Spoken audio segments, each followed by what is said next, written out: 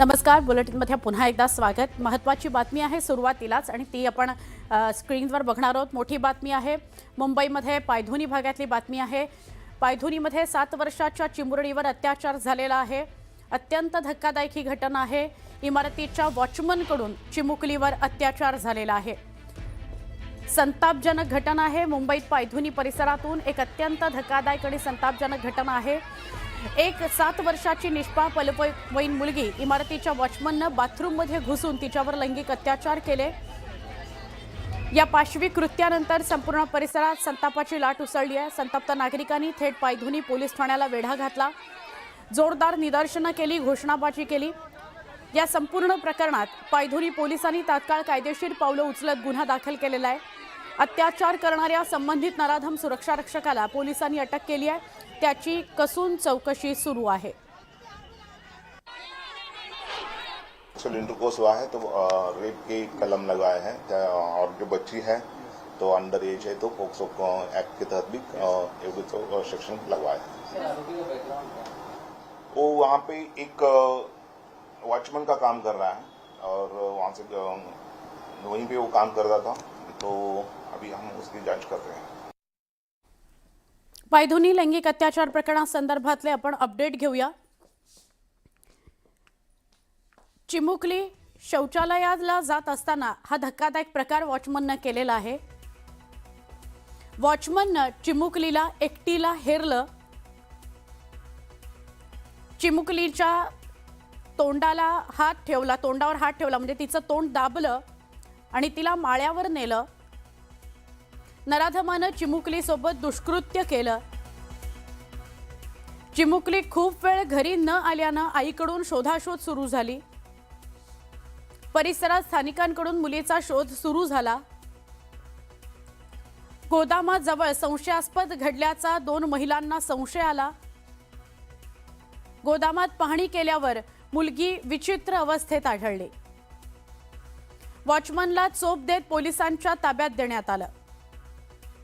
आरोपीला कठोरात कठोर शिक्षा देण्याची मागणी केली गेली।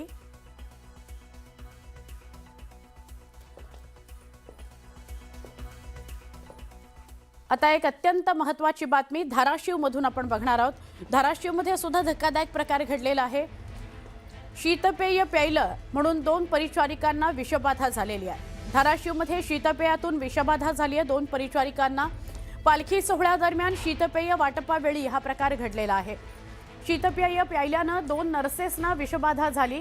पूजा जाधव आणि पल्लवी सौदागर या 2 नर्सेसना विषबाधा झालेली आहे। पूजा जाधव यांची प्रकृती चिंताजनक आहे। त्यांच्यावर लातूर इथल्या गॅलेक्सी हॉस्पिटलमध्ये अतिदक्षता विभागात उपचार सुरू आहेत, तर पल्लवी सौदागर यांच्यावर अंबेजोगाई इथं उपचार सुरू आहेत। दरम्यान शेगावच्या गजानन महाराजांच्या वारीमध्ये शीतपेय वाटलं जाणार होतं।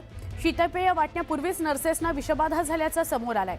विषबाधाची घटना समोर आल्यानं अन्न आणि औषध प्रशासन आणि सरकारी रुग्णालयातील कर्मचाऱ्यांनी वारीत वाटलेल्या बाटल्या तात्काळ जप्त केल्या आणि मोठा अनर्थ टळला। दरम्यान शीतपेय कुठून आलं आणि कोण वाटणार होतं याचा तपास सुरू आहे। याविषयी अधिक माहिती घेऊया आमचे सहकारी प्रतिनिधी बालाजी निरफळ यांच्याकडून। बालाजी, काय अपडेट आहे? सुवर्ण ऐकून जर बघितलं काल ही जी घटना घडली होती ती धक्कादायक घटना म्हणावं लागेल। या परिचारिका ज्या आहेत त्या आपली ड्युटी करून परत जात होत्या आणि त्यांनी जे आहे ते शीतपेय बस स्टँडच्या बाजूने घेतलं होतं आणि ते शीतपेय पिल्यानंतर त्यांना जागीच जे आहे ते चक्राने केलं, तर अटॅक झटके आले। त्याच्यामुळे त्यांना तातडीनं सिव्हिल हॉस्पिटलमध्ये ऍडमिट केलं। त्याच्यानंतर त्यांना त्यांची प्रकृती पाहून एकीला लातूरला तर दुसरे अंबाजोगाईला जे आहे ते हलवण्यात आलं होतं।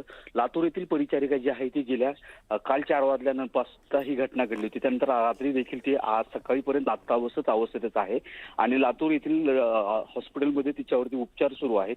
ती उपचाराला प्रतिसाद देत नाही असं रात्री कळलं, मात्र आता सकाळपर्यंत उपचाराला प्रतिसाद देते अशी म्हणजे पण तिची प्रकृती जी आहे ती गंभीरच आहे। सुवर्ण ऐकून जर बघितलं तर काल रात्री ही घटना घडल्यानंतर एफडीएचे अधिकारी जे आहेत ते घटनास्थळी आले होते। याच्यात मुख्य गोष्ट अशी होती की गजानन महाराजांची पालखी जी आहे ती कळंब मार्गे जी आहे ते पंढरपूरला प्रस्थान होत असताना ती पालखी देखील काल कळंब शहरात आली होती आणि काही वेळापूर्वी घटना घडली आणि ज्या दुकानातून ही शीतपेय घेतली होती त्या दुकानात काही लोकांनी शीतपेय हे वारीत वाटण्यासाठी देखील घेतली होती। मात्र हे सरकारी रुग्णालयातील कर्मचाऱ्यांना करण्यात आलं त्यावेळेस त्यांनी तात्काळ ही जी शीतपेय आहेत ती शीतपेय लगेच लागलीच जमा करून ठेवल्यानं मोठा अनर्थ जो आहे तो टळलेला आहे. रात्री पोलीस किंवा अन्न औषध प्रशासनाच्या विभागानं ज्या ठिकाणावरून हे शीतपेयाचा सगळा पुरवठा झाला होता ते शीतपेयाचं दुकान असेल किंवा पुरवठादार असेल यांची दुकानं रात्री सगळ्यात सील करण्यात आलेली आहेत. याचा सगळा जो आहे तो अहवाल तपासणीसाठी संभाजीनगरच्या प्रयोगशाळेत पाठवला आहे आणि अहवाल आल्यानंतर सुवर्णा याच्यामध्ये गुन्हा दाखल करू अशी भूमिका जी आहे ती पोलिसांनी घेतलेली आहे. मात्र एक जर बघितलं तर ही अन्न औषध प्रशासनाची जबाबदारी असते.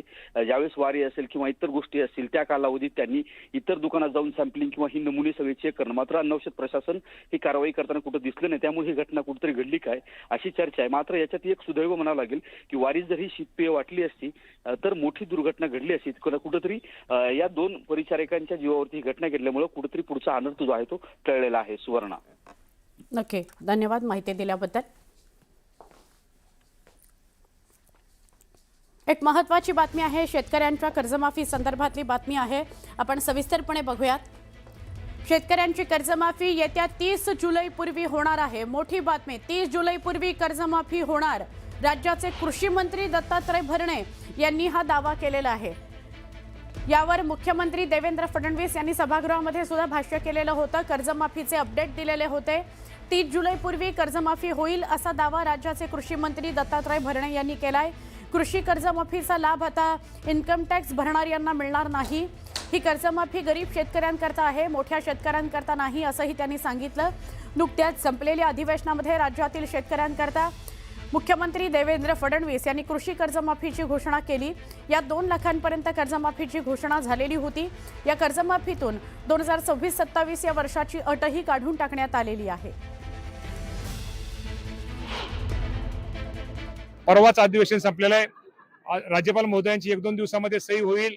आणि दुसरं की ही कर्जमाफी ही गरीब शेतकऱ्यांना दिलं पाहिजे, ही मोठ्या शेतकऱ्यांसाठी नाही आहे. ही आमची राज्य सरकारची भूमिका असल्यामुळं जे इन्कम टॅक्स भरणारे मोठे शेतकरी त्यांची यादी आम्ही केंद्राकडे मागितली होती आणि निर्मला सीतारामन आपले अर्थमंत्री यांनी त्याच्यावरती सही केलेली आणि ती यादी आम्हाला लवकरात लवकर मिळेल.